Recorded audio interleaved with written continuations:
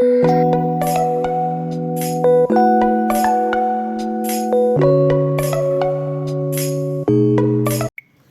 वालेकुम, मेरा नाम है फ़ाकिर अहमद और आप देख रहे हैं इकबाल टीवी।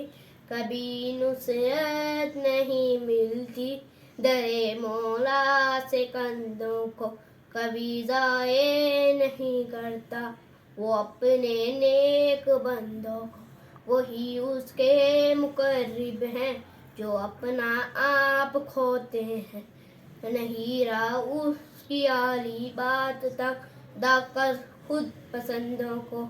यही तदबीर है प्यारो के मांगो उसकी कुर्बत को, उसी के हाथ को ढूंढो जिलाओ हर कमंदों को। जज़ाकल्लाह।